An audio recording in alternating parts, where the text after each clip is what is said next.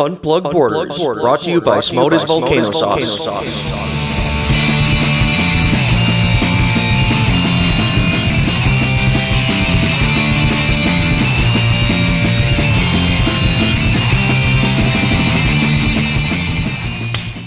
Kashyap Swaroop, the one and only, the meanest comedian from India. How you doing, man?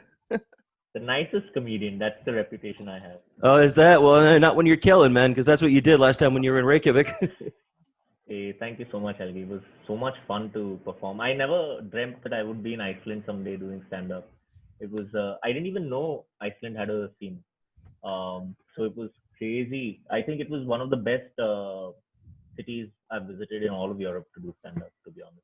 Yeah. Oh, that's nice to hear, man. Yeah. That's I mean, like, Yeah. our scene is definitely growing. I think they're, because I think about places like China, Russia. There seems to have been, like, I think maybe like 2000, between 2013 and 2015, there seemed to have just been a global. It's like that one flower that once a year blooms. Once like Yeah. every 100 years blooms all at the same time. I feel like the comedy scenes Yeah. around the world. So for some reason, between like 2013 and 15. That just like there was comedy scenes, that English language comedy scenes that just blew up all around the world. I mean, was it the same? Was it the same way in India? Did you guys already have all the comedy scenes beforehand? Our scene actually started in 2006, 2007. And I think the guys who were actually behind the initial phase of the scene, the AIB guys, the All India. Oh, all Masters India, guys. yeah. Yeah. So Tanmay, Rohan Joshi, Gursimran Khamba, Ashish Shakya, and a bunch of others. Veer Das, who is now our de facto #1 export globally when it comes to stand-up, because he's got like a couple of Netflix specials already. I think he's working on a third one now. So we've had a scene since 2006, 2007. It's very early, 14 years. I don't know about how old is the Iceland scene? So I guess you could kind of chop it up into certain areas. So the English language comedy scene, the one that you were a part of, the one that you performed with, that technically started in 2015. Before then, there really wasn't that much. I mean, there was a group called Mid Iceland that only performed in Icelandic. So they were performing to, at like banquets, and they were doing their own shows and stuff. But then before that, there was like one or two people who were doing stand-up. Right. And they had done maybe like one show back in 1998 or 1999, and they just lived off those jokes for like 10 years. And one of them was actually turned out to be the mayor of Reykjavik later, Ion Gunnar. Yeah, that's crazy, dude. That's actually one of the things that got me super fascinated about the Iceland scene. So I don't know if you remember the last time I was, I was with you in Iceland. I was talking about working on a documentary on what's funny and the subjectivity of humor. So the hook for me in Iceland was the fact that you all had a mayor who was a comedian, and I think that's very rare. That's super liberal. It's very rare, and it is very liberal, but I think it also has to do with just the population. I mean, he made a name for himself. He was famous. He was a household name. And he just kind of ran. Now, another thing you need to think about, it's not just the fact that we're a very small country, so it makes it more likely that something like that would happen. It's also, this was 2 years after the financial crisis in Iceland. And this was like sort of our so sick of the establishment moment, where everyone's like, you know what? Hey, we're tired of voting for the same people who crash our economy. Why don't we just vote for a comedian? It's like, might as well at this point. Right. And so isn't that what happened in Ukraine also recently? Yeah, with Zelensky. Yeah. So I don't know. I think I think the Faroese parliament minister in Denmark, the guy who represents the Faroe Island, he's a comedian as well. Right. And I wonder if there's like a silent revolution taking place around the world where comics just are taking over. Oh, in India right now, people are taking comedians far more seriously than they're taking their politicians. So yeah, that's another thing I wanted to ask you about the situation there, because I mean, Modi has just been kind of. I guess there's just been this like resurgence of nationalism, of Hindi nationalism in India, and you think about, I don't know, like during the Gandhi days when there was a lot of sort of rift between the Muslims and Indian Hindus. And I mean, is that still on the rise in India? Or? Oh yeah, it's actually at its peak, I would say, just very close to its peak. So in Hinduism we have like the caste system, and so like I was reading, like I scroll through Twitter sometimes, and this interesting tweet popped up, which is uh, the Nationalist Hindu Party, the Bharatiya Janata Party, it's called the Indian People's Party, is actually not anti-Muslim. It's it's anti everything that's not upper caste. So they're Mm. anti-Dalits. Dalits are the lowest in the caste system. It's anti-Dalit. It's anti-Muslim. It's anti anyone who's not kind of bowing down to that ideology of what Hitler used to call the supreme race. Hmm. Um, the Aryans for him. For us, that's the upper caste Pandit. I'm an upper caste Pandit. I come from like a lineage of Kashmiri Pandits, and Kashmir is now um, one of the most militarized zones in the entire world. It's not seen 3G internet, Wi-Fi, cable internet since the past almost year and a half now. Um, so I come from that state, and they're actually doing all of this in Kashmir in the name of the Pandits, which is me. And Wow. I don't agree with most of it. In fact, I don't agree with any of it.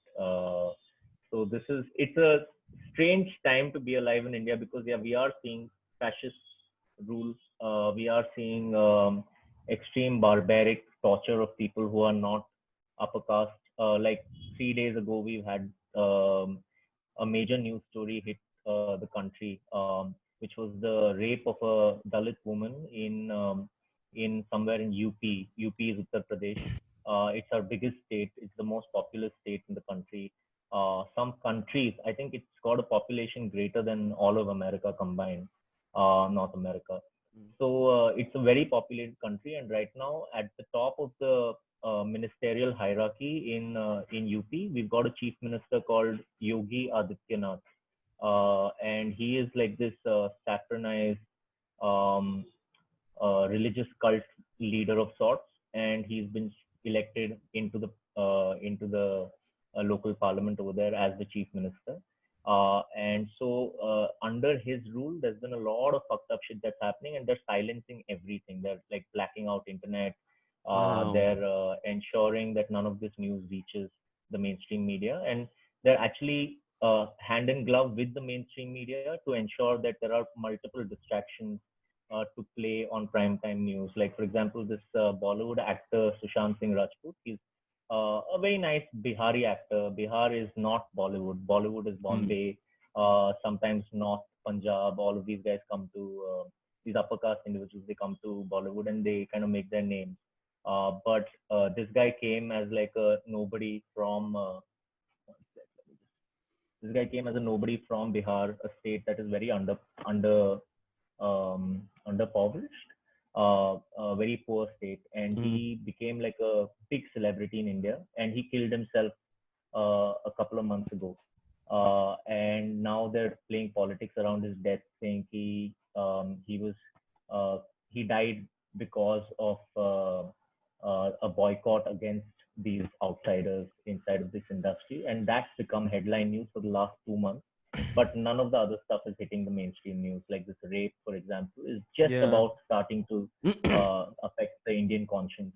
Well, that Um, that was that that was I mean that was the thing that really that hit global news because after mm, the bus attack for example when the girl was raped and killed there were yeah, several like the instances didn't it's not like it stopped after that there were obviously India's a big country and there's billion and a half people there but it's yeah, there were stories right after that springing up just mm, sporadically in the days and weeks after that started happening. And I'm just started wondering, people were like wondering, well, what is it, specific with India? Why does this seem to happen so much in India? Is it, is it religious fervor? Is it a sense of class? Like you're mentioning the caste system. I look down on, so like if someone looks down on a person of a lower caste, would they do the same thing for a woman? You know what? right. It's a weird, it's sort of a weird thing to pinpoint. Mm. Yeah, it's so right now the politics is all about insiders and outsiders, and and the all the atrocities that are committed upon people. By the way, like rapes are just the tip of the iceberg, and it mostly only reaches the mainstream and the mass public when there's a political angle at play. So the last time we had the Nirbhaya rape, Nirbhaya, literally the girl, we gave her that name. Her actual name was Jyoti. Jyoti means light. So this girl, we christened her Nirbhaya because Nirbhaya means fearless. And the last time this happened, like, and hit global news, 2013, I believe, Mm-hmm. was when the Congress party, which is the liberal party in the country, the secular parties, as they are known, the party that Nehru had a huge hand in. Nehru was one of the fathers of our country, of course, like we call Mahatma Gandhi the father, but Nehru had a big role to play in the Mm-hmm. division of India and the secular fabric of the country. One of the main people who was the architect of the constitution, along with a lower caste man called Baba Sahib Ambedkar. So Ambedkar was a Dalit himself. He was one of the key architects. Nehru was the other one. Nehru also, by the way, comes from Kashmir. He himself is a Kashmiri Pandit, same lineage as me. So the current crop of opposition party leaders, Sonia Gandhi, Rahul Gandhi. Rahul Gandhi, we call him the young upcoming leader, or Barack Obama, but like he's 50 Okay. now. So like, can you imagine our prime minister, existing sitting prime minister, 70, and we call him young. Gandhi, who's his opposition leader, is 50, and we call him young. So like over here, honestly, the average age of the population is somewhere in the space of 25 to 30, but we still look at these really old politicians as young leaders. And that's just a manufactured kind of reality. So we've got Rahul Gandhi, who's this young upcoming politician. In 2013, he was 43, and so when he would have otherwise become the sitting prime minister if they would have won the elections. But because of the Nirbhaya case, there was a revolution in the country. And the current Prime Minister Narendra Modi said, please, when you go to the polling booth, remember the rapes, remember the atrocities on our soldiers, remember that our soldiers were beheaded. So he made it completely political, and another political party propped up at that point of time called the Aam Aadmi Party, which is like now people have begun to figure out that it might have been at that point of time a dummy party propped up by the existing ruling party to divide the votes between the previous incumbent party and the BJP. So it was a big political game. Yeah, that's insane. So like, I guess, what Narendra Modi is doing is that he's using, the attack, the rapes and the attacks on soldiers and everything, I guess in the same way as Trump would have used the Mexicans and the immigrant, and the Muslim. I mean, it's crazy to think that because it was such a hardcore domestic issue would be just used as a pawn in a political game. I guess that's why, absolutely. you could make the argument that's why it's very hard to solve it, because as long as they're not serious about it, other than what drives the ballots to the box, then what's the incentive? Yeah, absolutely. Everything over here is milk for political gain. And really, there's very few leaders, and there are young leaders who are actually, the moment they kind of foray into the mainstream politics, they're immediately labeled anti-national for their ideology. So if you have a slightly Marxist or communist bent, socialist bent, they will call you anti-national because we have one state in India called West Bengal, which is socialist in nature. And every state has the liberty to decide what its, democratic or constitutional fabric is. So West Bengal is very socialist in nature. It has, it's one of the only states in the country where unions can be formed and people barely work for like 5-6 hours a day. So the moment you're associated with that state, you're called an anti-national person. So if you come from that state, you're anti-national. There's a new term. It's like the Portland of India. You could say that. Yeah, absolutely. And there's a new term that these guys have manufactured for people who fall in this bracket of new socialist thinkers. It's Mhm. called free thinkers. They call it the urban Naxal, because they call them Naxalites. And the fear that they're spreading about Naxalites is that these Naxalites, they paralyze entire villages and small towns, Mhm. and they block transportation routes to loot trains, to kill people, just to kind of hijack the state machinery for their political gains. But Mhm. honestly, their political gains are very simple. They want protection of forests. They want better pay for the people. They want Mhm. employment, for example. And these are the things that they're asking for. But since the central government does not have a stake in that state, they're ignoring that state and actually Right. exploiting it as far as possible. The biggest mines in the country, owned by these really like nefarious mineral resource guys called Adani.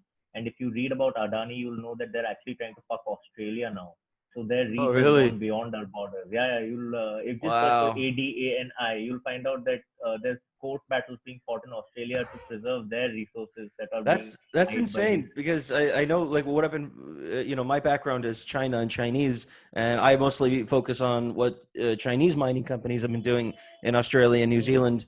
But that's interesting that India is getting involved in that as well, and I guess that's a perfect segue because well, I mean, if you read the news in the past few days and weeks, India and China aren't really the best of friends right now. no, I no. mean, there's been But, these border clashes. I mean, people have already died. I mean, I guess with the nationalism already on the rise in India, I mean that's just a little more powder on the cake, isn't it? hmm They're trying to call it the Chinese virus again, Oh, even in okay. India. It's dude, it's so weird.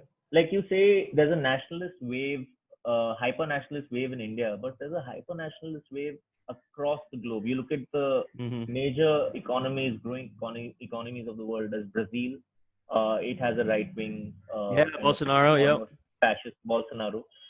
Russia, of course, has had it for the longest time. We've got America, Yep. can't be ignored. There's of course there's China, there's India. Erdogan in Uh, Turkey. Yeah, yep. I had Andre, the Belarusian comedian. He was on my first guest on the podcast. He was talking about how he was talking about the protest there against their right wing government. It's insane how it's in every single corner. You know, Xi Jinping Yeah. is very right wing. I guess you could Yeah. say. Yeah, Yeah. there's a sort of, and I wonder. I guess this is sort of voters. You know, a few years ago, they after the globalist experiment of 2008 kind of failed. You know, there was this sort of the global economy. We all thought we were a part of it, and if something went wrong, Mm, we would get mm, compensated, but then we didn't. We just found out, oh, mm, it's the ruling class. So then I guess people who mm, were right wing but were still in the ruling class managed to mm. fool the working people that they were their friends. You know, no, Yeah. I'm Yeah. anti. I want to protect and then I want to Yeah. protect your jobs, and I want to protect your Yeah. family because I'm one of you. Yeah. And that happened in so many countries. And I think right Yeah. now, with COVID, with everything going to shit, we're realizing, oh no, it's just what was that old phrase? New king, same as the old. Yeah, yeah, absolutely. And in fact, same as the old, if we talk about the old king, it's Hitler, man. He's given Mm. us a rule book of how you can manipulate the masses at a point in time when everything is so like so Yep, fragile. very good point, man. I sometimes wonder how are we surviving right now? Like it's impossible to fathom. Like a lot of my friends, so I work in the media. I work in advertising. And my job is safe. I've got like a steady flow of income, and all of this is purely because I am in the knowledge economy. So like Hmm. I can think from my home and still make some money. But most of the population in our country right now is actually a manual labor kind of Hmm. occupation, and they can't step out. In fact, for the longest time while we had the lockdown, stepping out was impossible. Our numbers are like Iceland, I believe. Like when you all hit 10 people Well, detected with COVID, you all panic. yeah, We yeah. have like we Yes, have 10 people in my building. We have like really. so it's yeah. It's just like, and things are proceeding as normal now, like as if nothing ever happened. But you have to, because what other option do you have? The Yeah, state that's is not flush with funds. well. There's a big discussion in Iceland right now because, well, as of tomorrow, we're going back into the lockdown. Lockdown. Yeah, so we kind of chill during the summer, and then we allow tourism back in, and then just a mixture of tourists coming in, not doing quarantine for the first few days, going out and Mm, partying, and Icelanders also like having massive parties. So everyone was just, we all acted like it never happened in the first place, which I guess to an yeah, extent is human nature. But what happens yeah, is that we're just going to go right back into it. And as of yeah. this, because we've been having like 30 to 60 every day of new cases. And Mm, tomorrow, there's going to be a rule on Monday tomorrow that no more than 20 people can be in one place. All the bars, all the gyms, all the casinos, everything needs to be shut for 2 weeks. And mm, you hear it on people's voices, when they're discussing like back in March, April, we were scared. Like we were like, but yeah, we're all in this together. And now people have lost their jobs, and the government has essentially just told them to stay at home and be broke. And now we're going back into lockdown. You hear people just going, "Fuck this." I mean, yeah, I'm tired of this. I mean, you know what? I'll take my chances. I don't have a job. yeah, I just this whole year has been stolen from me, and I can't yeah, even go out and have a drink. You know what? I want to go out and have a yeah, drink. But then of course there are people who also say that we need to fight this together. We need to stand in this together. But when the distribution of equality within all these societies, especially when something like this hits, becomes so obvious, it's only mm, natural that people will respond with anger. And that's a good point that you were yeah, making. How are we still yeah, alive? How are we still yeah, not revolting as a mm, society? yeah. If you're following any of the Indian news, there's so much tragic stuff happening. Like every during the lockdown, at least I felt like the media had some sort of a conscience initially, because there were people walking 1,400 kilometers, 2,000 kilometers to reach their homes because the trains were not allowed to run. Public transport was completely paralyzed. They actually stopped everything. And most of these guys come from the small towns, villages to work in the Mhm. cities as manual labor. They could be chefs inside a home, Mhm. making barely, say, something around $100 a month on the higher side. And some of this they have to send back home to sustain their families. So they had no occupation for 3 months in the city. Their employers would ask them to just leave and find another shelter. Um, so they were really suffering, and they Yeah. tried to go back home, but they didn't have public transport. And one day, and there was some really tragic news coming in. Ki someone died traveling 1,400 kilometers midway. Some families were on railway tracks, believing that trains are not running, so they slept on the railway tracks at night midway through the journey. Oh They shit. died because of goods carriers. Yeah, yeah, yeah. Super tragic stuff. And then one day, like there was a ray of hope when one state in India in the south called Karnataka, they said, Mm. okay, we'll let our laborers go back home. And some builders over there just made a few calls and said, dude, these guys can't go back home. Work has to start now. Oh. So they stopped the public transport at the behest of the builder.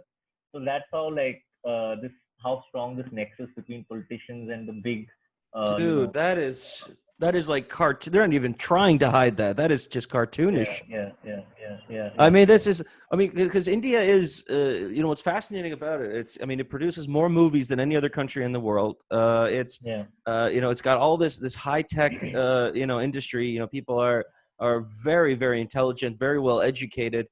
yeah. And yet on the other spectrum, you have just extreme poverty. I mean, one of my favorite books, Slumdog Millionaire.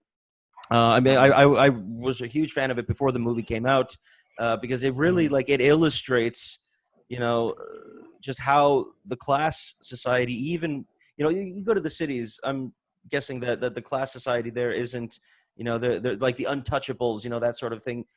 Not exactly as observed as in the countryside, it's but not observed, but it's there. So the people who clean our sewers, yeah. there's a system that gets only the lowest of castes to come and clean, and they don't get any of the gear that they need to kind of protect themselves against disease, against the bad air, none of that. And they're intentionally kind of put into that job profile. We could have mechanized all of this by now. We're almost 75 years into our democracy. We could have mechanized this by now, but we chose not to. So this is where India is at. Our leaders are super upper caste right now. They're intentionally trying to pull down the lower caste, and this is, like I said, straight out of Hitler's rule book on how to manipulate the masses and divide the country. Well, I mean, It's really sad. but it could end up, I mean, hurting, Modi could end up shooting himself in the foot because, when you have a combination of really, really angry people who are not getting government support when they're unemployed, their families are going hungry, there's a big there's a huge, class division, as we saw like during the French Revolution. Yeah. And, the nationalism is just going, I mean, I guess that right now is probably the only lifeline that Modi has is the nationalism that he is sort of pumping into the society is going, well, we can't turn against ourselves. We can't turn against each other, when he's meaning the upper class, Hindu nationalists. But I mean, I guess when that's gone, the people will ask, well, what else is there? Yeah, he should ultimately. I don't think this guy has a conscience. There's a beautiful poem by this poet called Gorakh Pandey, and it's in Hindi. I'll translate it to you. It was shared on my Twitter timeline by this supremely talented actress from the yesteryears. Her name is Shabana Azmi. She's Muslim, and she gets a lot of shit for the for the comments that she makes on the ruling party. But she shared this poem. It goes something like this. It says, Raja bola raat hai, Rani boli raat hai. Mantri bola raat hai, Santri bola raat hai. The king said it's night. The queen said it's night. The minister said it's night. And another person in the ministerial cabinet said it's night. And then it says, ye subah subah ki baat hai, which means this happened in the morning time. So everyone is saying that it's night, but they're saying it during the morning time as if we're all idiots. So this is the reality of our times. We're not willing to address everything that's out there, even if it's like an elephant in the room. It's right there. Wow. We're all insisting, yeah, it's all okay, it's all fine. It's the emperor has no clothes. I mean, the emperor has no clothes. The emperor is naked. And so we've got some really good leaders. Like there's this leader called Mohawa Mitra from Odisha, who in the parliament, in front of Narendra Modi and the ruling party, she gave a fiery speech of 3.5 minutes. I'll share it with you. She's super like fiery. And she literally said these very words. She said, the emperor has no clothes. The emperor is completely naked. And so there are a few kind of words and minds of conscience that are still there. But I don't know when it will be time for them to kind of, they're almost like the resistance, in a way. Yeah. Does this affect the comedy scene? I've asked that every, comedian I've had on so far, is that, whenever you have government turmoil, the easiest targets is usually the comedians.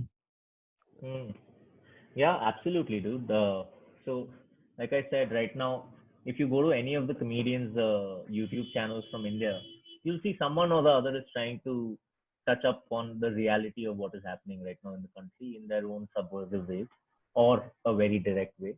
And you'll see in the comments people generally saying, oh, these guys are playing the roles of the politicians, like they're doing what the politicians should be doing right now.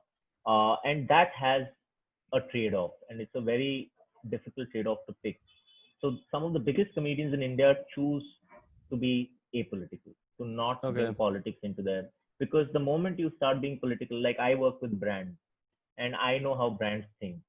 They'll be like, if this person, no matter how big he is, if this person is taking a political stance that's anti-establishment or anti-administration right now, we can't work with this guy because that brings a flood of trolling along with it. Like you can't, like, so if, for example, there was this app in America that kind of, I think, Snapchat, that was being shady with Indians. Like they were like, we don't need India as a market, or some policy of theirs was anti-Indian. And immediately people started downvoting. I don't remember that exact instance. You might remember it. Is it the Silicon Valley guy who just went fuck it and went back to India? Yeah, I remember that. I remember that this was being used as an example of why America is failing. It's like because we can't Yeah. get over that because we're thinking they can't accept outside talent. Possibly. I'm talking about a different instance. So Okay. the Yeah. Snapchat founder said something very nasty about Indians, or kind of like subtly nasty. And he was just like, India is not an important market to us or something like that. And immediately people started downvoting an app on the App Store, on the Google Play Store, which was not Snapchat. It was Snapdeal. It's an Indian brand, an Indian e-commerce marketplace like Amazon. They started downvoting that. So we're very aggressive, but we don't think about like how to channel that aggression in the right way. An Indian company lost out because we were angry at an American company that sounded like it had a similar name. And this has happened on so many instances in India. It's not even funny at this point. Like initially, it's like, yeah, like this is hilarious. But now it's just like, are we stupid as a people? Like, do we not read? But to come back to your question about comedians facing the brunt of the political divide right now, the biggest comedy club in India, it's called the Habitat. Some American comics have also performed here. This guy called Akash Singh, who's actually based in America right now, he does stand up with Andrew Schultz. He'd come, drop by, and a bunch of others have also done stand up here. Some Melbourne comics. It was like our mecca of stand up. It's like 6 years old. One of the best clubs there is. Most clubs have died because of financial non-viability. So this was one of the few clubs that was still standing. And something happened. A comedian called Agrima Joshua. She's a female comic Catholic from UP, the state that is the wild west of the country right now. Right. She put out a bit talking about how so the state I live in, it's called Maharashtra, and we have this king called Shivaji, a ruler. We're supposed to call him Chhatrapati Shivaji Maharaj because that's the title that's given to him. And if you don't say Chhatrapati Shivaji Maharaj, then the followers get very upset. So we're building a statue in his name in Maharashtra right now. It's supposed to be a 300-foot statue. And she was talking about how this statue makes no sense given that everyone's broke, there's no money, we don't have the right resources, no healthcare, no education. Then why are we building this statue? And she didn't call him Chhatrapati Shivaji Maharaj. She called him Shivaji, which is his actual name without his title. And she recorded this at the Habitat. And his followers, his so-called followers, got so upset. They went to the Habitat, they broke down the venue, they removed the logo, broke chairs. Wow. This thing hit mainstream news, and they were like, we're teaching these guys a lesson to not do this kind of shit again. So we're very close to like, if it's very possible that tomorrow a comedian from India could just disappear and we might not know what happened, but we will all know what happened. That's scary when the world's biggest democracy is turning into the world's biggest mob rule. Yeah, it's either fueled by national. I mean, that's such a small. I mean, you'd think that because she didn't call him by the whole title. I mean, if you're a strong leader, you don't need to have some. I mean, how fragile would your ego be that you need to have someone call you by your whole title? I mean, that's like some That's like some medieval crusader shit there. And he was a cool dude. Like, there was a time when he conquered a Mughal state. This was before India was India. He conquered a Mughal state, and the ruler of that state had to present his wife as like the prize for that conquest. Right. And when Shivaji saw this wife of this Mughal ruler, his first words were, she is so beautiful, she's almost as, I wish my mother was as beautiful as she is. So he was very dignified, very graceful, very respectful of women. And on the other side, you see these people who have never actually met this guy because he's 300 plus years old. Like he's died a long while back. And you see these guys sitting inside of cars, hurling rape threats, abuses, and recording it all from their cars because apparently, like, their parents can't see this shit when they're recording it at home, so they have to find a safe. Wow. Yeah, they need to shout it somewhere where they can make a run for it. Exactly. Like, and I don't think they can afford the diesel. So that's a good. So they're like the rednecks of India, basically. They're the rednecks of India using the name of a dignified historical figure to justify whatever messed up Yeah. things they have in their own minds of what they think India Yeah. should be. Yeah, I keep saying this. They're not doing this for him. They're doing this in his name, and Yeah, that's a lot of what's happening in India right now. Everything's in the name of something, but it's really not for that particular cause.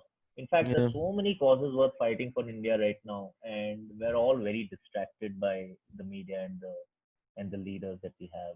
We made Yeah. very bad decisions in the last two elections. What I mean, with society, because what was very interesting to me, because you were reading that poem. Was that in Hindi? The poem? That was in India. Yeah, Yeah, because yeah, you sent me because growing up in high school, I told you this. I was always a huge fan of Bollywood for some reason. The school I went to, we were first shown Ashoka, and yeah. I loved them. And then we watched Lagan, which for years Right. remained my absolute favorite movie. It was just Yeah, yeah, because I'd never seen that combination of singing with because yeah. I enjoy It's a most things. Bollywood musical. Yeah, I mean the things Yeah. I enjoy things that are made well, and I mean that Right. and as someone who's worked on movie sets, I've been a translator on Right. movie sets, and I just know that even a simple take is there's a reason why most days are 12 hours long on movie sets, Yeah. and Yeah. when you see the choreography and everyone, I guess like the end of Slumdog Millionaire was kind of a shout out to that, where you have people at a train station. There's hundreds of them all in sync doing a certain dance, and if one person messes up, oh, all right, got to roll back. Yeah. So it's a really fun thing to watch. But you sent me that short film that what's it called? It's called Are We There Yet? Are We There Yet? That's the one. Yeah. And what Yeah. was interesting to me is that I guess in Indian films, you kind of do the same thing that people in the Philippines do, which is that they'll mix English with the local Yeah. language. So with either Hindi or something, Yeah. so it'll be like Hindi dialogue, and then Yeah. like, oh, I hate my boss, and then going Yeah. back to Hindi dialogue. I mean that's Yeah. just normal coming because obviously English is also your first language, so to speak. So Yeah. Yeah. Yeah. so you just mix the two, in everyday dialogue, in everyday Yeah. So conversations. in the urban bubble, we speak on an average three languages. Mhm. I grew up speaking English with my mom. She's a screenwriter, a filmmaker herself. So I grew up speaking English in this household. Mhm. This is actually the house I grew up in right now. I'm living here because I wanted to skip rent in the pandemic, and my mom and sister have moved Smart to move. Chennai. Smart move. Yeah, so I thought why not? And it's a beautiful house. I'm like, and it's right next to the forest. This is the biggest. I don't know if you can see it, but right Yeah. through the curtains. Let me just draw this. This is the Ah. RA forest. It's a forest in the middle of the city. I'll send you a photo separately. This Yeah, is man. like super rare. It's super rare for something like this to exist in India. So I grew up in this house, and I grew up speaking in English with my mom. And my dad is a Hindi native. Mhm. So he speaks Hindi and writes beautiful Hindi. He's also a filmmaker. So I grew up learning these two languages, and Marathi happened to me because I stay in the States. So I can say the keywords that are required to get out of tricky situations with talk. Yeah. Um, but that's about it. But there's a lot of people over here who can speak four languages. There are Gujaratis who learn Gujarati and Marathi because it's like there's some sort of link between those two languages and cultures also. Mm. And it's very close to the state of Maharashtra. So on the border, there's a lot of people who speak both those languages. And if they so happen to come to the urban centers like Bombay or Ahmedabad, they will pick up English by default because that's the language in which you sell to big companies and corporations and Mm. premium individuals. So you learn that language. So on the minimum, and Hindi everyone speaks except for the south. So in the south, you will see that So like in Tamil Kerala, Nadu, would be, Kerala, yeah. completely their own native language, whether it's Malayalam, Tamil, Yeah. Telugu. They don't really get into the other stuff, and also the politics of the country is divided in that way. So the South has like a bunch of different parties ruling a bunch of different states. The West, the East, which is Bengal, has a bunch of different parties ruling that state. Uh, and the rest of it is the Bharatiya Janata Party, which is the ruling nationalist party. Mm. And just like a lot of people grow up learning a bunch of different languages and they speak it, and it's very normal for me to break into a Hindi dialogue in the middle of conversation. simply Oh, because I think it hits a nerve that's a little bit more personal. So even in the stand-up that you see over here, you'll see a lot mm. of comics do English setups, but Hindi punchlines. Oh, that's Because those interesting. I was going to ask about that. Like, how does it work? Do you use that in your set? I mean, would you? So yeah, yeah. So the punchline is always in Hindi. it's almost always, especially always in Hindi. But there's a growing realization among certain crop of comics in India that if you want to go beyond the borders of this country and cater to a wider audience, not just Hmm. an Indian audience or an Indian diaspora abroad, then you need to learn how to speak naturally in English. So there's one comic that I really admire. His name is Sumit Anand. I'll send you some links to his work. He, from what I've heard, and this might be an urban legend in the comedy scene, but he didn't speak English until 8 or 10 years ago, and Oh, now he's one of the most fluent in English comics in India. He doesn't do Hindi jokes, and his objective is very clear. He wants to just perform abroad. So he's performed at the Soho Theatre. He's been to Edinburgh Fringe, and I think he will be our ultimate export in terms oh, of really? really smart comedy. Yeah, yeah, yeah. I'll send you a link. I admire him a lot. Very Because few people. I remember, well, I mean, Russell Peters, he was one of the first comics I started watching back when I lived in China. And, Mm, you know, what I loved about it and what all the, because when, you know, we were all living in China, we had Koreans, you know, we had Brits, French people, Americans, Icelanders, you know, there were people from India as well. And we sort of all gathered because we loved the fact that he would just go around doing all the accents and doing a very international sort of yeah, je ne sais quoi about his comedy. yeah, And I really enjoyed that sort of element to it because he also was sort of the first one who really introduced me to Indian society in a comical way. yeah, yeah, yeah, But I heard that when he did Mumbai a few years ago, didn't he? Last year he did Last Bombay year. last year. It was last Yeah, year, yeah. last year. I mean, I read some reviews from that show, and I guess Yeah, people were sort of, I guess people in India, well, some of them are getting tired of the stereotypes, you know, the sort of yeah, like yeah, the rehashing of the same sort of, yeah, oh, yeah, everyone yeah. works in Idea. IT, everyone, you know, the Yeah, accent again and again and again. yeah, yeah, yeah, And, yeah, yeah. and I guess this guy here, what was the guy's name you were talking about? The Sumit Anand. If Sumit you'd Anand. like, we could at some point of time in this Yeah. video we could screen Well, share and look at a what bit. because I wanted to ask, like, what is the stuff that he talks about? I mean, what is the mainstream sort of go-to material for Indian comics? He, Sumit Anand talks about day-to-day life, Okay. about anecdotes from his life, memories. He's not a very political guy, but I don't think that's his thing. Um, in On the whole, people in India, comics in India, I think their brand of humor broadly would be in the space of observational. And If you really want to make it big really fast, you can try to do political stand-up, political Yeah. humor.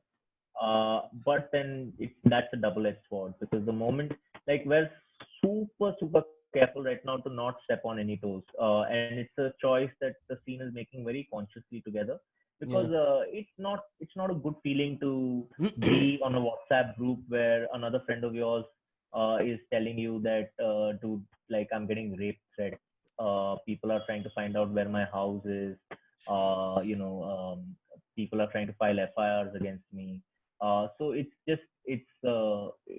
So yeah, you don't want to create more stress for the scene by stepping on any toes. But when I finally do stand up again, we've not done stand up in a while. In fact, the Mm. last gig we did was only a month back, after a period of 5 months. It was just a one-off show that we did.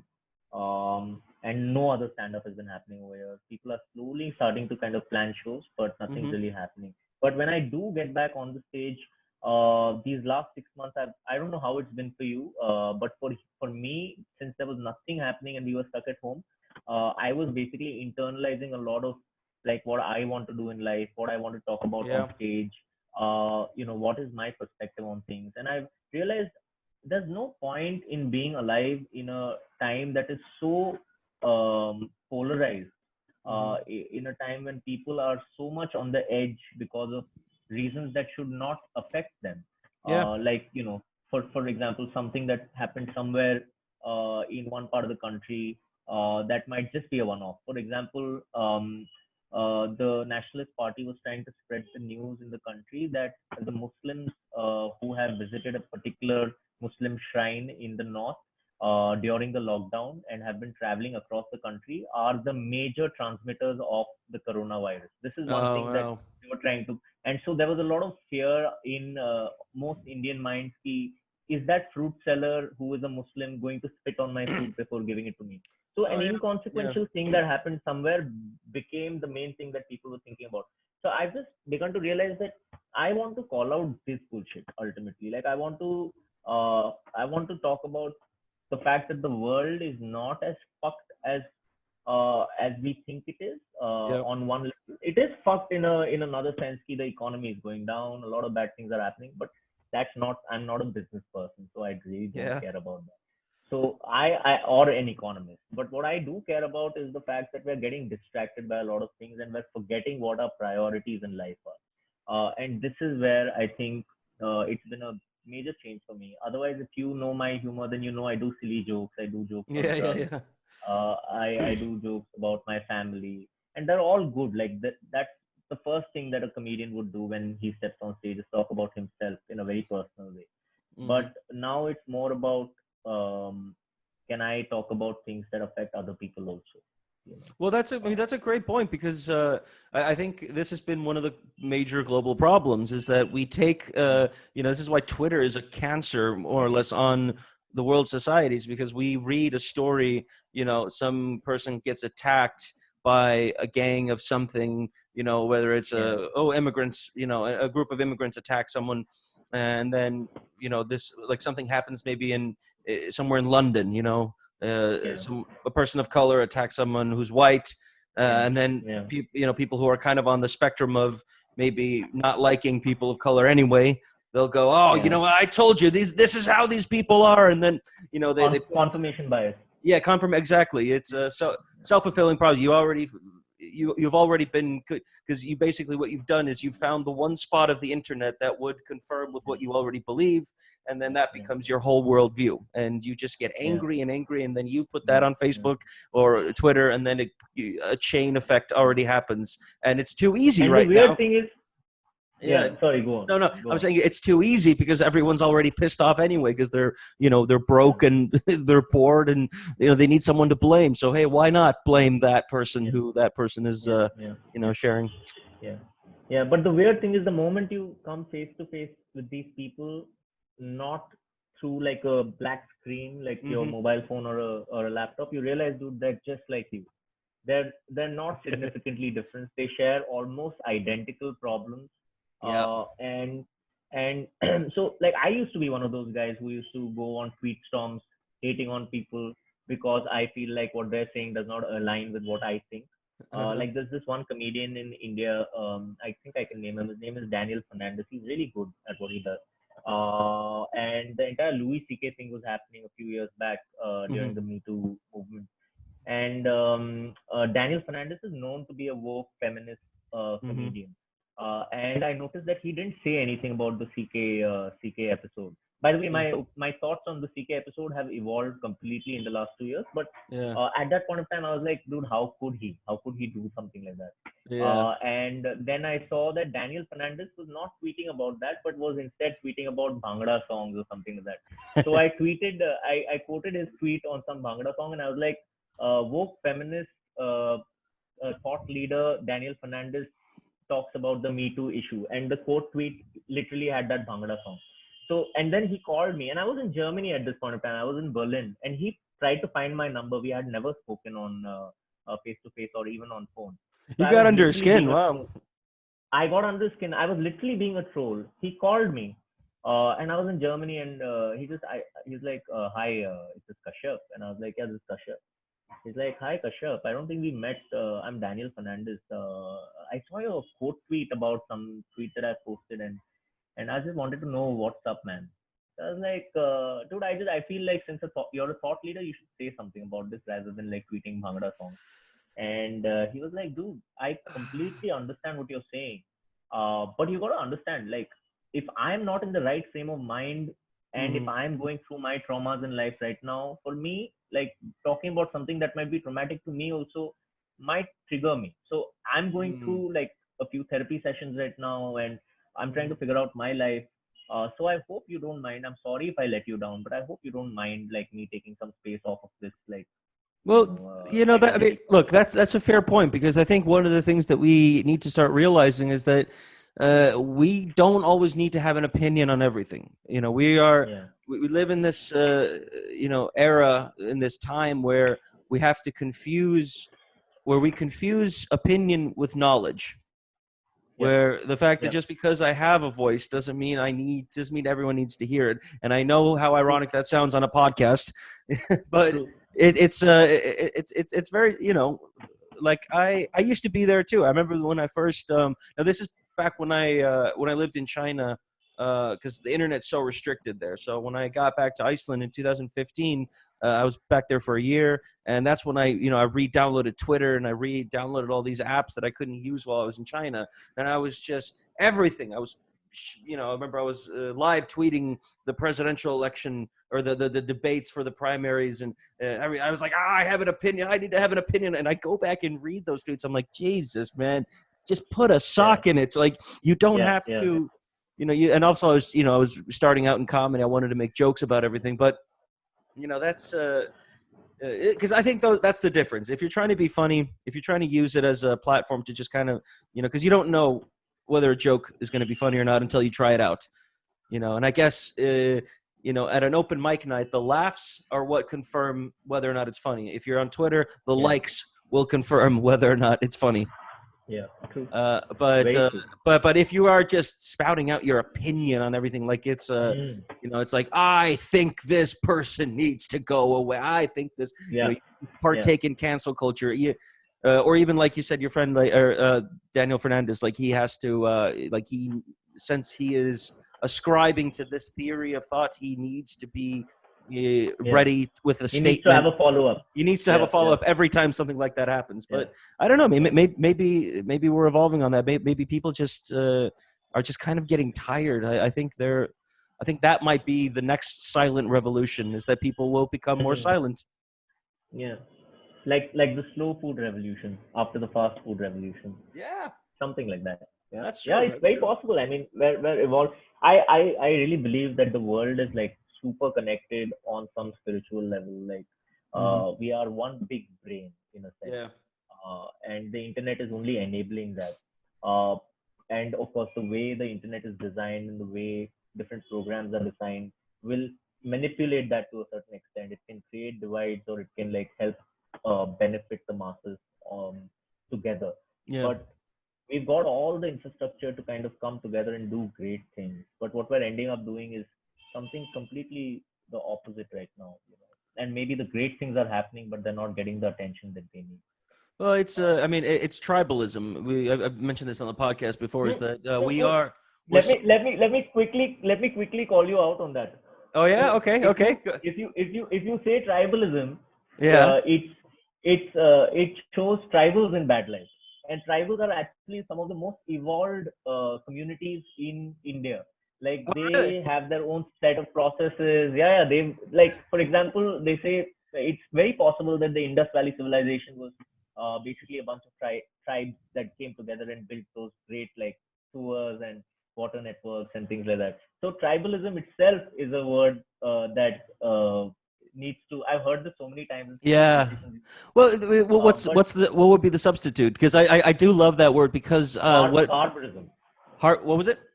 Barbarism. Like barbarism is barbar. Yeah, that's true. But does that it doesn't I guess it doesn't connect the whole like the group. Like the group is like, this is my group, and I don't like your group.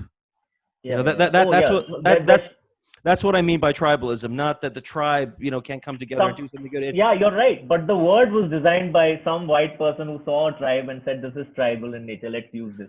So, dude, tribes are fascinating. If you ever get into it, like they never had their own religion. They worshipped trees, rivers. Those were their gods. Avatar, you people, exactly.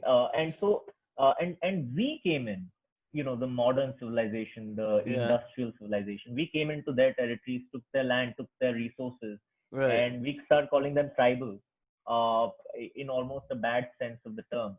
Oh, And it's like Pocahontas, you know. it's exactly like Pocahontas. And we started telling them, bro, don't worship a tree. Why don't you worship Yeah. this idol instead? And so we appropriated their culture and made Yeah. them worship certain things. It's really like, on a That's huge actually level no, we no. fucked up. That's a really good point. I never thought of it that way. I think well, because you touched on something very important there: cultural appropriation. Now, I started thinking about, for example, when this idea about Apu from The Simpsons. How, because we often tend to, I guess, in the West, we'll say things like, "Oh, this is so offensive to another culture." But Yeah, we'll do it without even asking that culture whether or not they find that offensive. We'll just like yeah. decide, There- like Halloween's coming up, There's no like consent. you're Yeah, always gonna hear, but that's just basically, I guess white people, because we're not conquering those cultures anymore. Now we have to be the white knight people.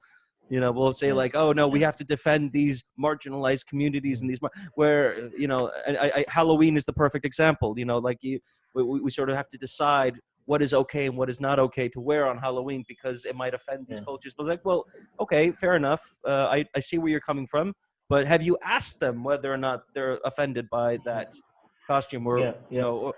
have you asked them whether or not they're actually offended by Apu from The Simpsons? Yeah. And I'm There asking you. was this comic in the States who came out, this brown Indian comic. I mean, we don't call them brown in India, but Yeah, this Indian comic, I forget his name, but he made an entire documentary on the Apu situation. yeah, You might know him. And he had very strong opinions on this. So I think his voice matters the most because he is an Indian, staying in the States and suffering through the stigma of being Indian. uh-huh. Um, yeah, his opinion matters a lot more. And he said, dude, this is total bullshit because it leads to bullying in schools. Yeah. It leads to like a lack of self-image, self-worth. For me, sitting in India, it really doesn't affect me as much. I grew up watching, enjoyed the Apu character. It was interesting, man. It was a cartoon. Like, you can't take it too seriously. But when those cartoons start influencing popular culture and the popular Hmm. imagination, that's when it starts becoming a tricky area where you need to exercise certain level of responsibility, right? Yeah. Like, you're right. You can't speak on behalf of a certain community without actually involving them in the process of talking about them. So, Or it's like there you shouldn't be more offended than the victim. absolutely, like, yeah, Yeah. that's a bit weird. Key, they're more offended for us on our Yeah. behalf. But it's Yeah, you also can. but it's also like the point is to be said, like, he's a product. Apu was a product of his time, right? So Mm, that character probably wouldn't be made today if The Simpsons would start, in 2020. yeah, So it's like the same thing with the people rewatching, Friends. It's like, oh my God, how yeah, did Ross and Rachel and Joey, and how did they make all these jokes that were so yeah, shaming and slut shaming and fat phobic and all this? yeah. Like, well, it was made, Homophobic. Yeah, yeah, homophobic jokes, and it's like, well, see, you can't it was made at a make different time. it was made in a different time, and you can't get mad at people for breaking the rules that weren't rules at the time when the show was Yeah. made. Yeah, yeah, yeah, yeah. So with the Friends, I have like, so I did my research on the Friends recently because I was supposed to be on this Comedy Central show, where I'm supposed to do like 5 different sets, and one of the sets that they told me to talk about was Yeah. what if the Friends was made in India? Okay. Like, it was a super stupid premise. They gave it to me, and I started researching this, and I found out that the Friends situation is slightly tricky because even when 9/11 happened, Mm. uh, and if you notice the Friends title track and opening sequence, they have the twin towers in there. Exactly, the World Trade Uh, Center. Yeah. uh, yeah, the World Trade Center. So when the attack happened, they removed the twin towers from their opening montage, but they did not touch on the subject of the Islamophobia in the states at that point of time, which they Yeah. should have, right? Like, so they consciously chose to still stick to that template of being completely apolitical, talking about only things that are, everyday conversations between people, things that affect them, like Yeah. relationships. But but not to touch about what should be spoken about, at least in some light, Yeah, no, I mean, that's a good point because America. Because I remember, I grew up in America after I was living half the year in America right after 9/11, and there was just, I mean, America's already a country very, very prone to war and very sort of defensive, and they like their guns, and they're not. I ain't too happy with all them foreigners. Even people that are not so gung ho about war, people who are kind of on the fence. When after 9/11 happened, everything was fair game. I mean, it was just it's sort of like World War II, kind of us versus them. So I guess cultural sensitivity towards Muslims, I don't even think that was on their radar until a few years later. I think it was just there was so much. Yeah, it was very clear they wanted the Muslims and the Middle Eastern countries to become the enemy. Like, and why would they do that? Because it's right in the middle of Europe and Asia. Yeah. And America's main export to the world is weapons. Yeah. And so if you want to increase your trade and sales for weapons, you have to create an enemy. So the enemy became the Middle East, and they still are. If the news would have you believe it. So that was always, and it was a very conscious choice that Islamophobia was not person to person; it was state to state. Yeah. And then it became person to person.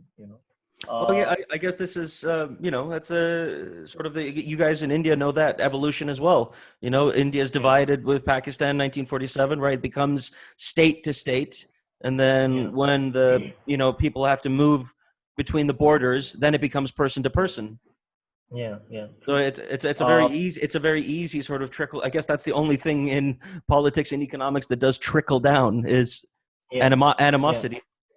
Animosity, absolutely. Over here, the thing is, like in the urban centers, you'll notice that most liberal individuals of my type would be completely chill with Pakistanis.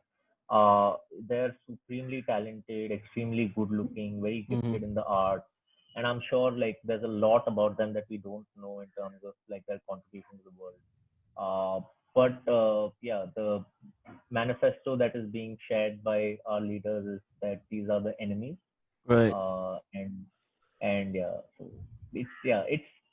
I mean, why are we being told to think in a certain way? I think but I think that's why I love comedy. I think it's the ultimate saving grace because I mean, look, like actors. Here's the thing: is that comedians are probably one of the few forms of the art where, because we make jokes about so many different things, you sort of have to be a jack of all trades in what you're an expert in. You sort of, okay, I'll do a 5-minute set and I'm going to talk about relationships, a little bit about politics, and then about football or cricket. And you sort of have to know something about that. You have to know about this. You have to know about that. Whereas an actor or actress just gets a script and goes, and as Jerry Seinfeld once says, and say what we told you to say. Or a musician could write a song. Maybe they want to have some meaning behind it, but you can hide any meaning in a good song. But I guess with comedy, like people are just sitting there and they're listening, and you need to be on point with something. And I think that to go back to what we were talking about, why so many politicians, so many comedians were becoming politicians, and why comedians are being taken seriously. As you said in India, and I think that's just because even though they don't want to be taken seriously, they shouldn't be taken seriously. The way comedians articulate themselves on stage or on a show, people just, they enjoy comedy. They enjoy laughing. They're tired of being preached to, because that's what politicians do. A politician will preach to you and say, I'm going to do this, this, and that, and we need to protect ourselves against those people. A comedian will make a joke about it, but everyone can see the humanity behind it. Yeah. Do you want to hear a joke on Kashmir? Yeah, go for it, man. All right.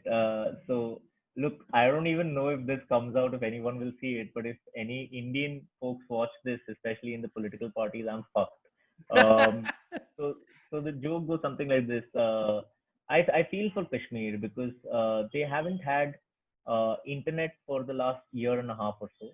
And that's really bad for like an entire state of people, because why would you do that to someone, right? Like, why would you expect them to rely on their imagination to jerk off, right? Like, you Yeah. need pornography for that shit. Like, if I was to depend on my imagination to jerk off, it would just be one, sultry woman who's perhaps wearing like a few limited clothing items, but for them, they have to like, com- they have no option, Yeah. right? So like if uh, and so I told this to a friend of mine. I was like, dude, they need to rely on their imagination to jerk off. And my friend says, Kashyap, that's not true. There are soldiers who are raping people publicly for others to watch.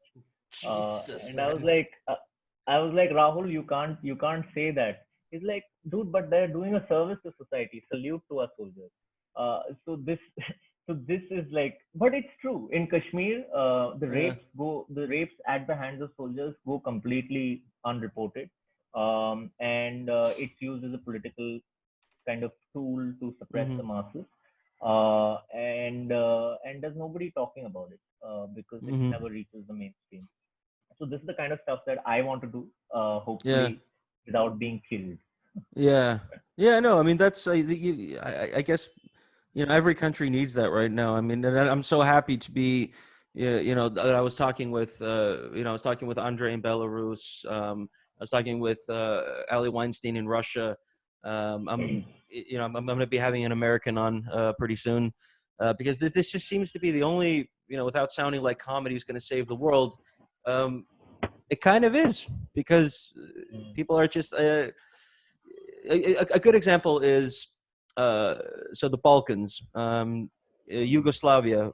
During when Yugoslavia was a single entity, mm, you had Serbs, you had Croatians, you had Bosnians, but the thing is, they all mm, made fun of each other, and that's kind of what mm, kept the peace. Is that people were joking around with the other side and everything, and that sort of. But then what happened was, after Tito died, when Joseph Tito died, there sort of became this chilling effect where nobody wanted to make jokes anymore. Nobody made jokes about the other side. But what happened is they just had their animosity and their hatred, and that just built up. But they had no way to vent it vent.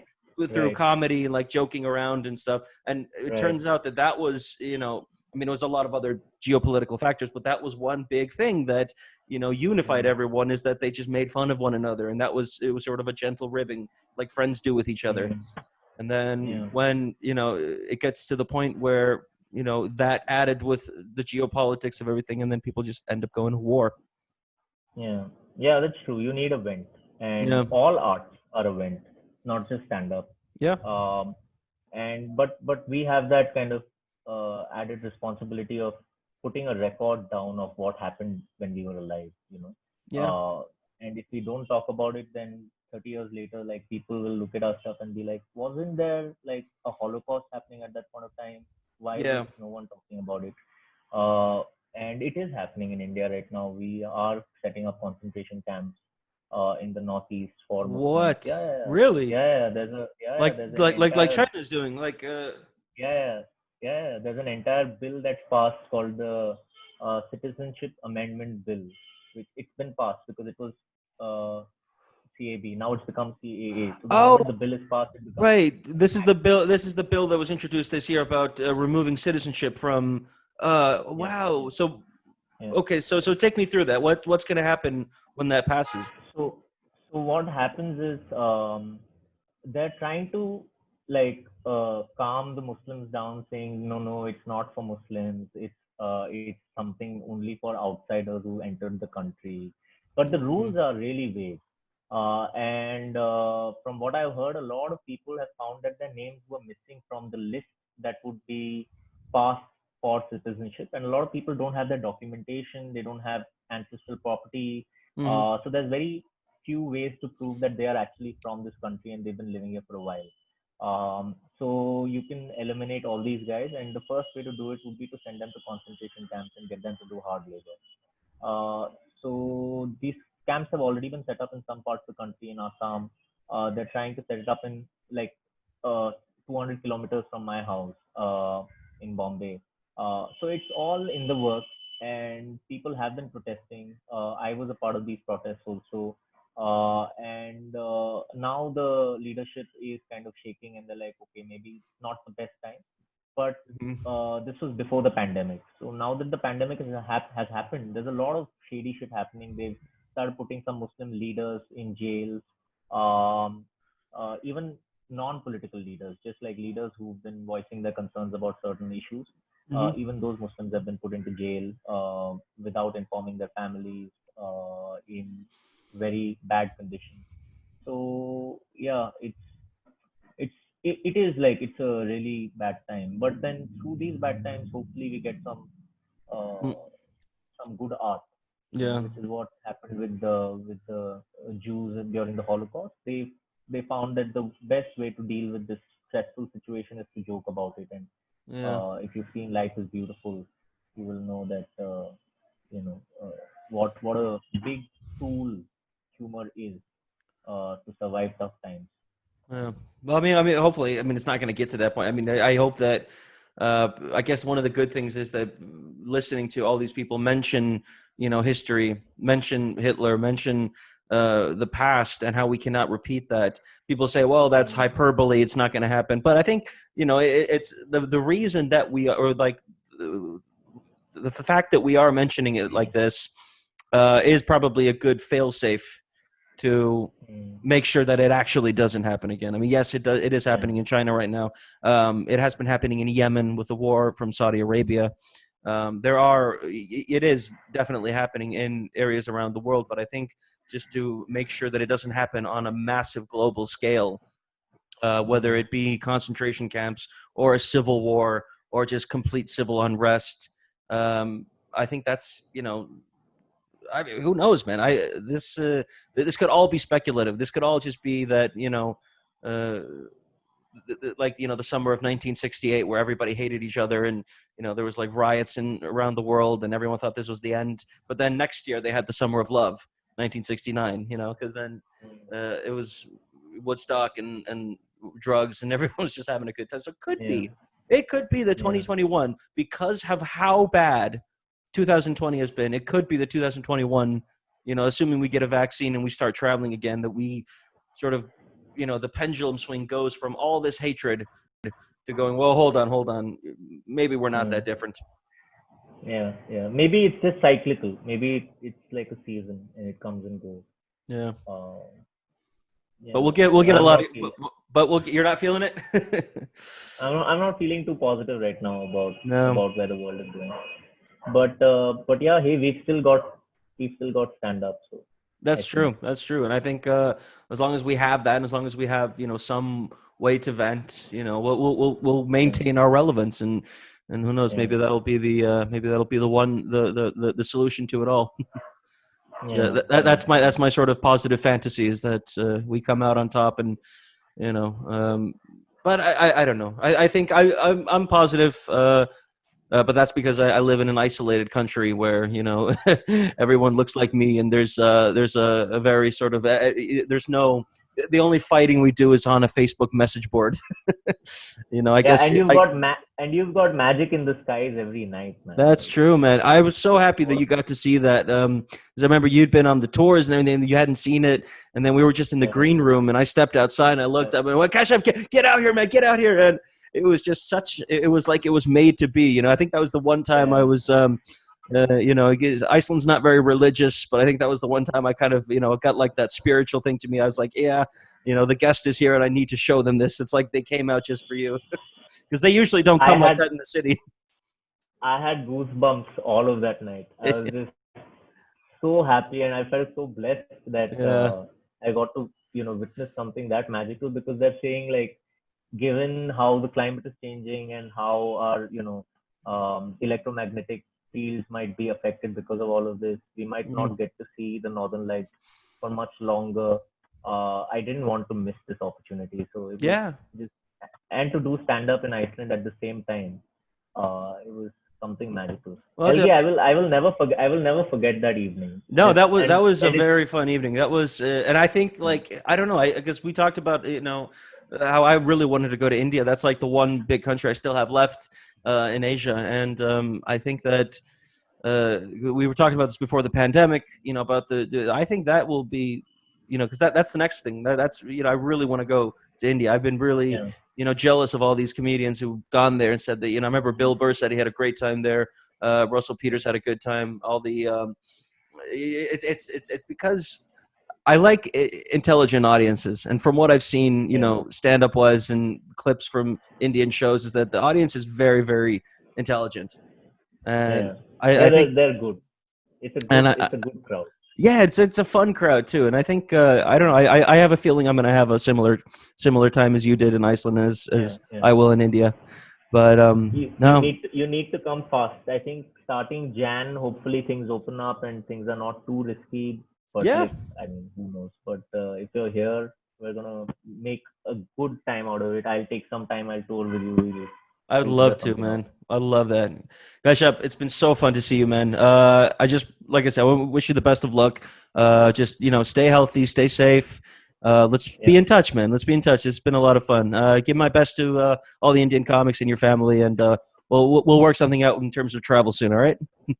Will do. Straight from the global coronavirus hotspot. So nice talking to you, Helgi. This was a pleasure. We will do this again. Absolutely, Kashyap. Thanks, man. Have a good time.